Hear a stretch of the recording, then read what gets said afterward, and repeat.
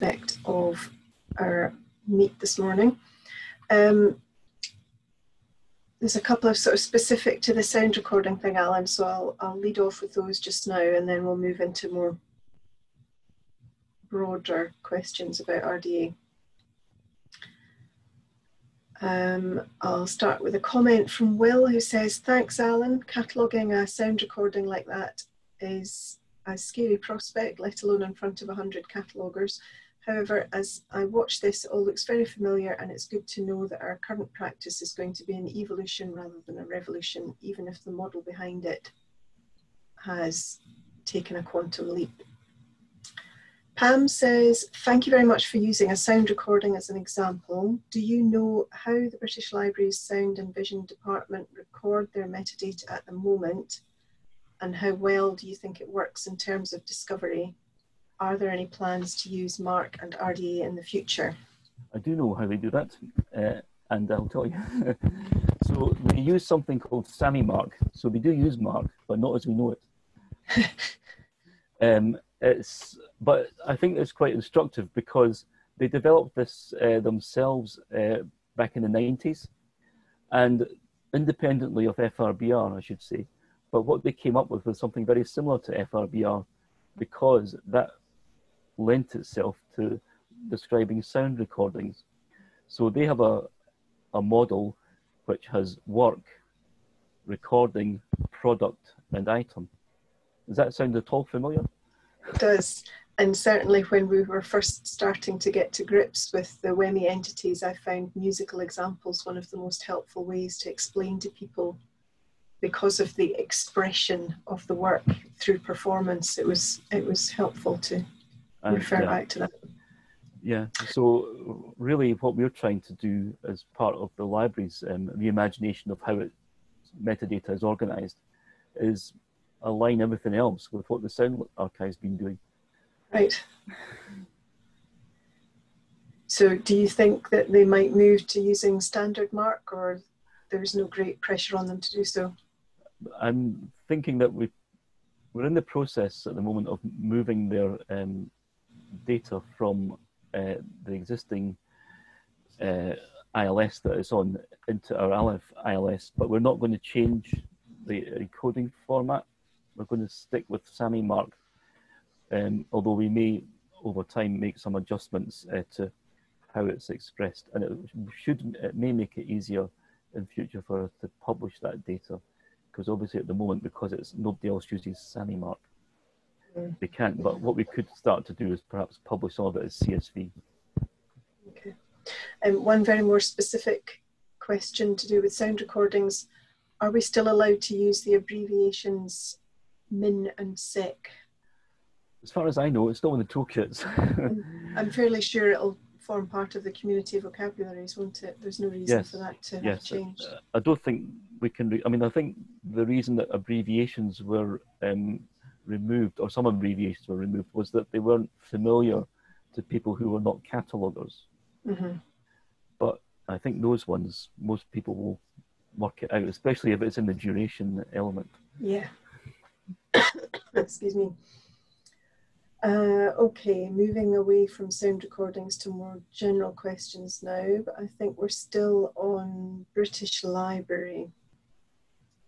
Are British Library policy statements applicable only for the BL, or do you expect that cataloguers across the UK will use them, for example, in academic higher education institutions? And are the BL statements aligned with the LCPCC statements in any way? Well, that's at least two questions. So, and I think the answer to both is that insofar as possible. So I'm expecting that the British Library policy statements at the moment have been designed for use by the British Library, but they're so generic that they should be applicable by anyone if they want to do so. Now, there may be some, and there probably are some areas where there are specific things that the British Library does that other people wouldn't want to do. And so we can look at whether we do similar to you may have noticed on the Library of Congress ones that they're Library of Congress PCC, and in some cases there was an exception for Library of Congress or for PCC, and so we might incorporate that, but that would really, that kind of approach, but that would mean that there would have to be some agreement amongst other institutions what it was they wanted to be in that exception. It wouldn't be, or alternatively, they could annotate the instruction themselves using the annotation mechanism within the toolkit to say, well, we're not actually going to do this, we're going to do something different. Yeah.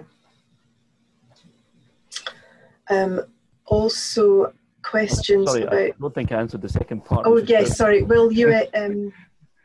and so we're obviously... Alignment, yeah.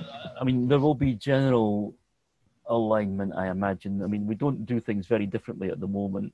There are some places where policies diverge, but certainly for things like authority control, so recording names of people, creating authority records, there'll be very close alignment because we're still in NACO and in SACO.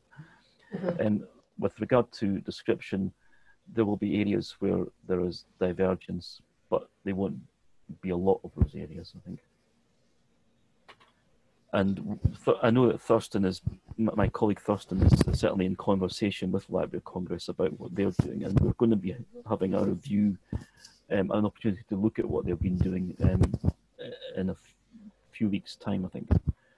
Yeah, so and obviously we've had different sets of policy statements in the existing toolkit, and that hasn't seemed to create any major divergence in terms of That's practice. correct. I mean, we aligned our policy pretty closely with Library of Congress back in the 90s, and we haven't significant, and there were some areas of disagreement, which are probably still there, but they're not, I mean, it's very detailed stuff like Library of Congress would only maybe create an authorized access point for a translator or an illustrator of children's literature, whereas we would generally do it for everything, if we could, because we want to get that information into the BND. So they have some policies that we don't necessarily follow, but we may do something that's actually more encompassing than they do. And there are probably other ones that go the other way. Yeah.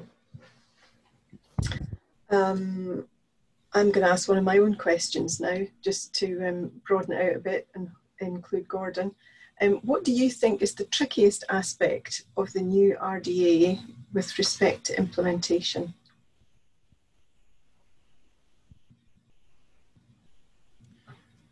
I'll do a theoretical response since I don't have the privilege of being a cataloging manager trying to work this out. The huge change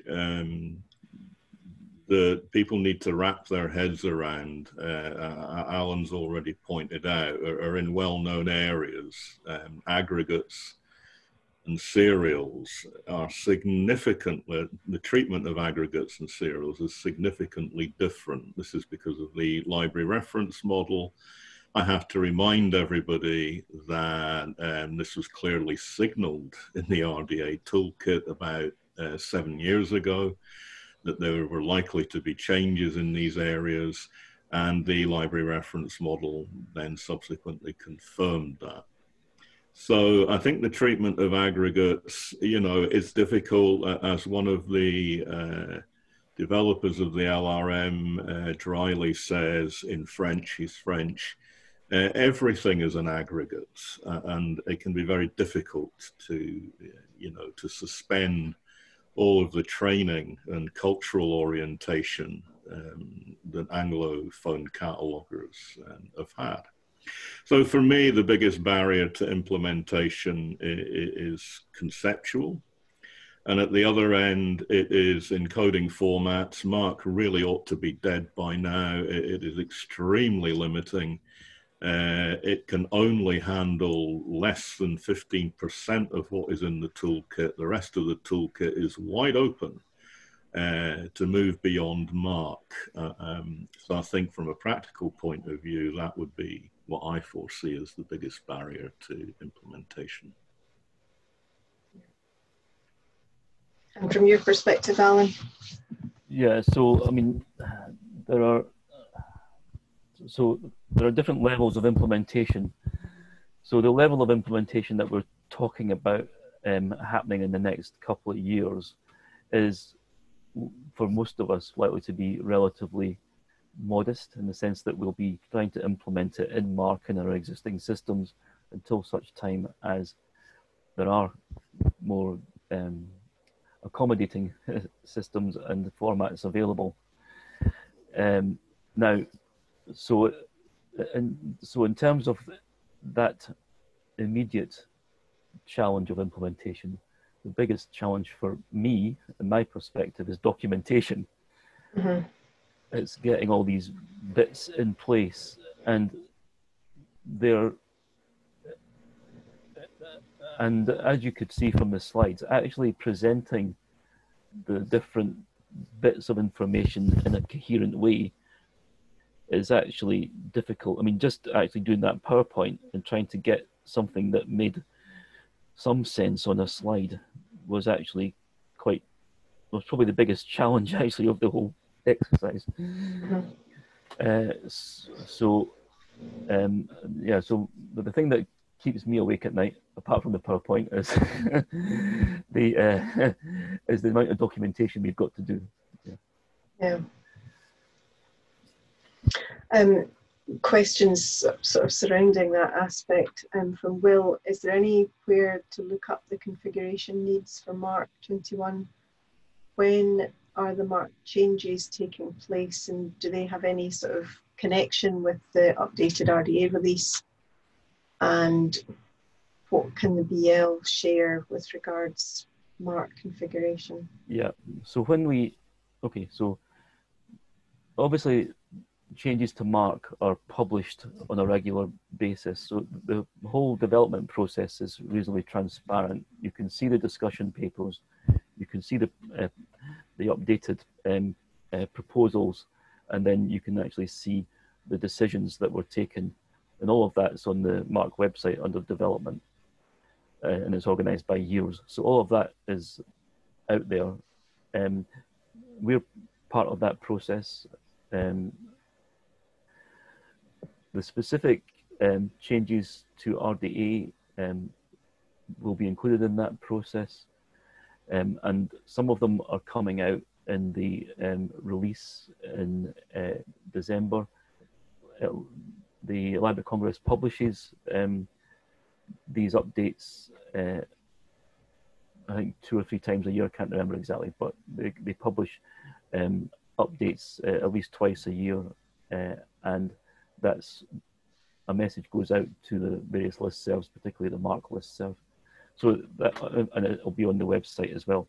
And so you can actually see what's in a particular release. It won't necessarily be specific to RDA, the other stuff as well. But, so you can find out all of that stuff. When we did the original implementation, we had to create a lot of configuration guidance to change Aleph configuration. And my colleague Thurston documented all of that because we had to document it internally. And then we did actually share that configuration documentation. I think, if I remember correctly, we emailed it out to people that asked for it. But I can't actually remember off the top of my head whether we eventually put a link on the website. But anyway, if there's a demand for that, we could probably do that. It will depend, I think, on how much Mark change there actually is, and how significant it is. I think things like the new fields for the proposed field for the manifestation statement is one that people might want to use, particularly if there's quite a lot of applications for that thing. So that's something that we'll certainly be implementing. And we would put out our configuration guidance on that if people want it. But it'll be as we do it for Aleph, and you'll have to interpret it for your own system. Okay, thank you. Martin asks, considering the strengthening tendency towards standardization, does the abandonment of cardinality cause problems?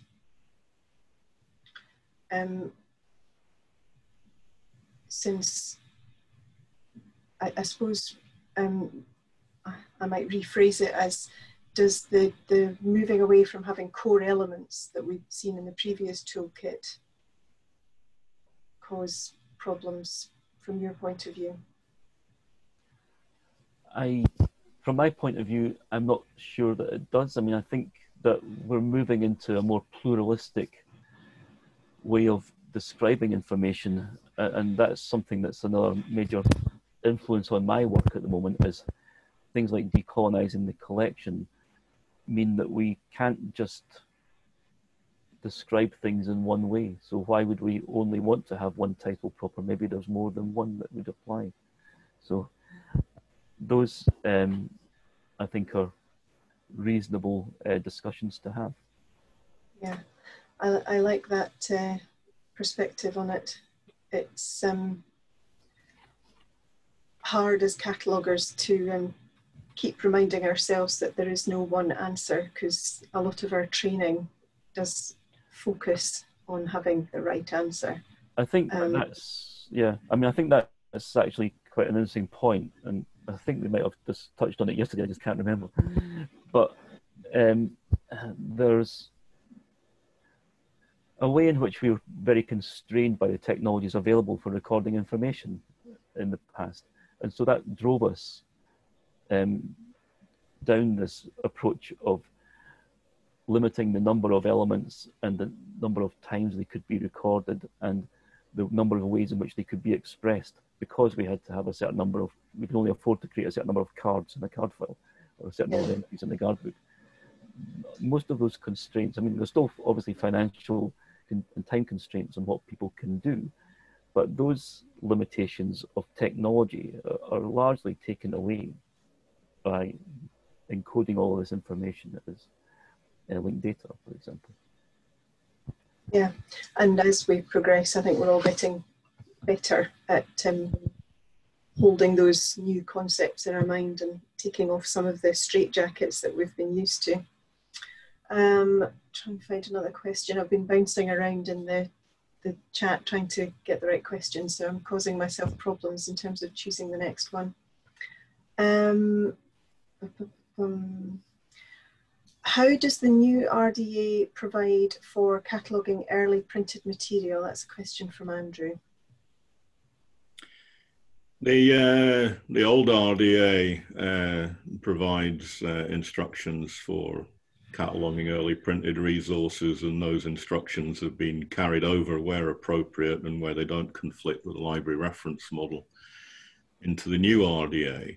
The good news is that, I haven't got the exact name of everybody concerned here, but the rare books community in the US and internationally is preparing a set of policy statements to be added to the new toolkit next year.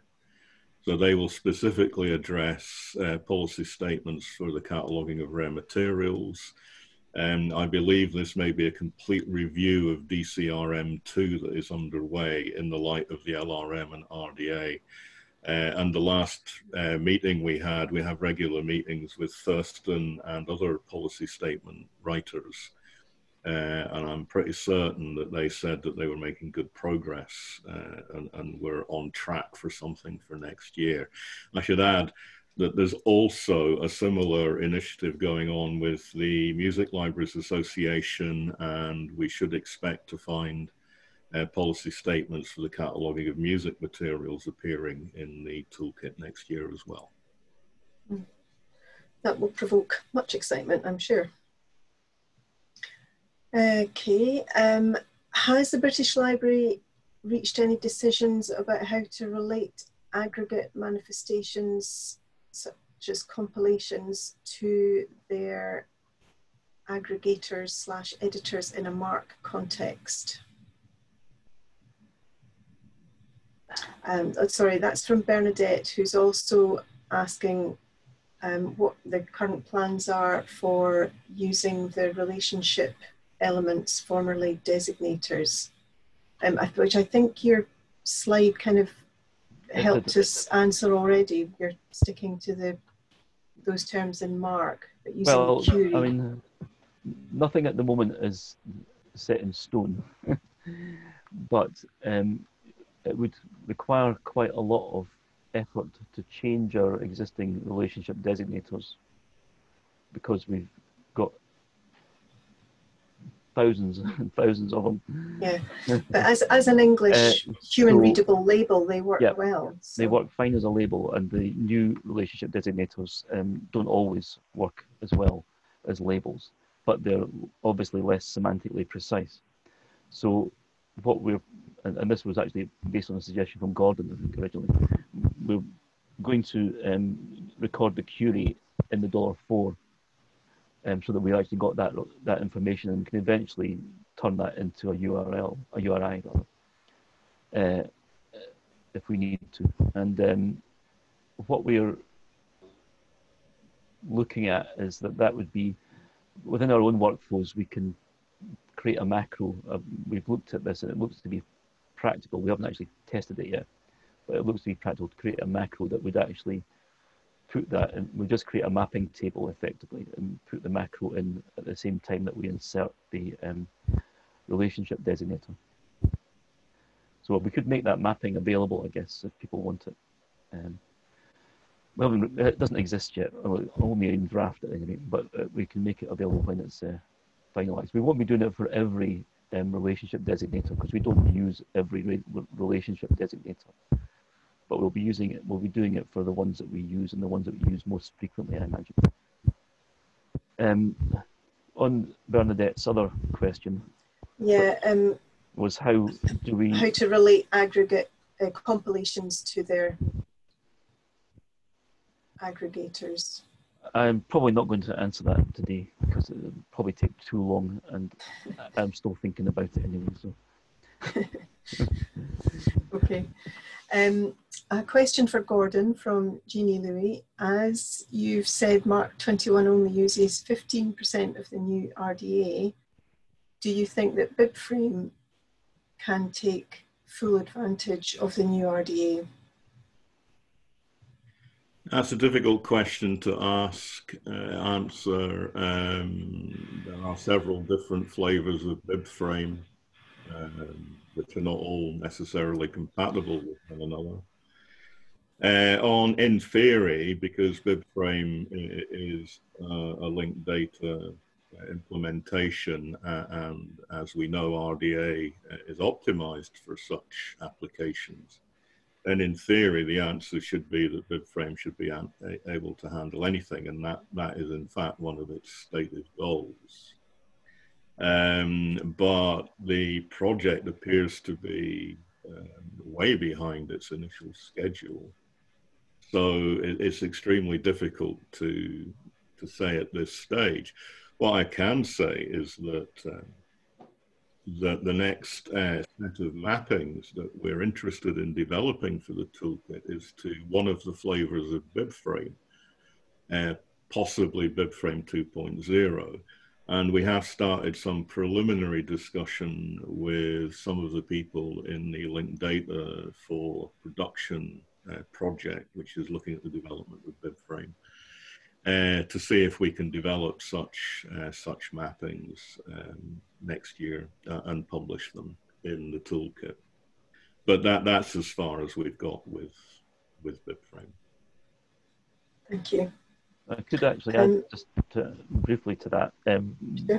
We've joined the Share VDE initiative, which is something that's being hosted by Castellini Libri using software developed by ActCult, and that's really a visualization tool for linked data. And the initial communities were largely Bibframe based, but now some of us, the British Library, National Library of Norway, National Library of Finland, have joined the community, and we're all LRM RDA based. And so as part of that process, we're looking at how those two different models can interrelate using the Share VDE model. So I did a blog post on this last week, actually, which some of you might have seen, but if not, I can send out a link.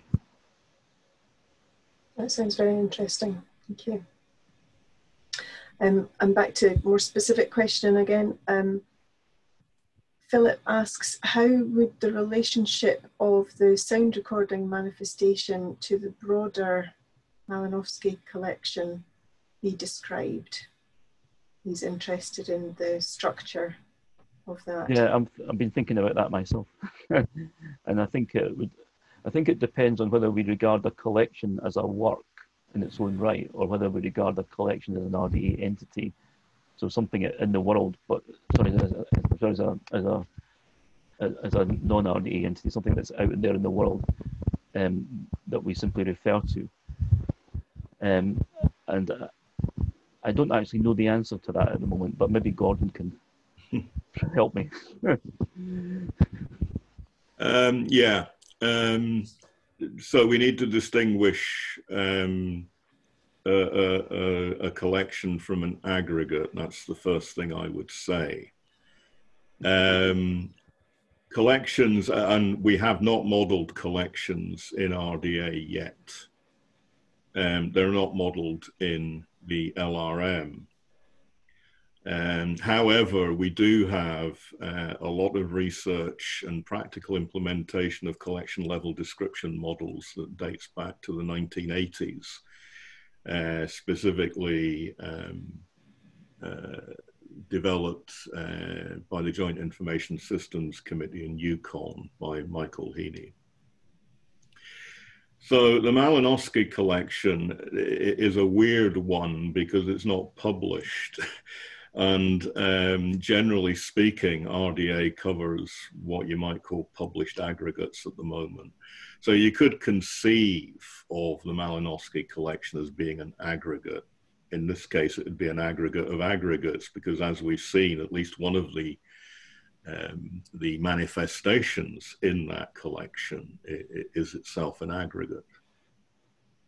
However, my thinking, and this is based on the Yukon research, is that we need to introduce a separate model for collections per se, and certainly this is something that RSC is strategically interested in, because this is the basis of archival description, for example, and quite a lot of museum description, and we do want to extend RDA into describing those collections.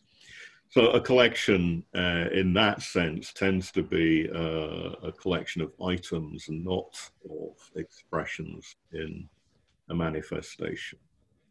So I can go into a lot more technical detail, which I will not, but there is significant work to be done, as Alan's hinted at.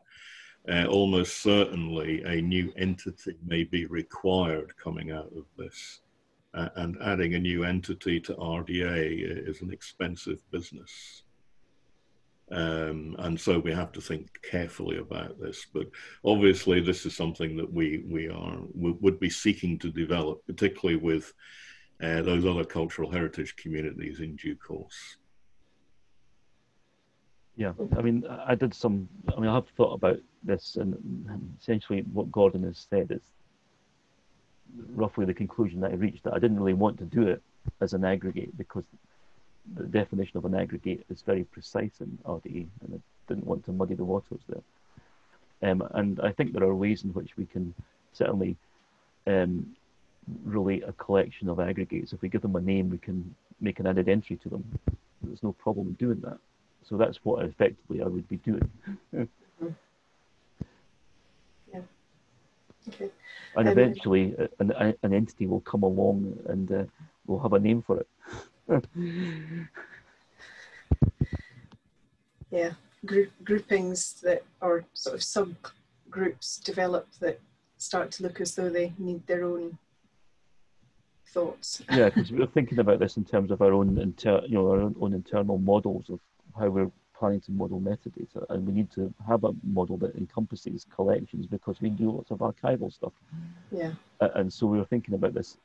It's not that there are essentially different views on the same stuff. That one's a work-oriented view, and the other one's a collection or item-oriented view.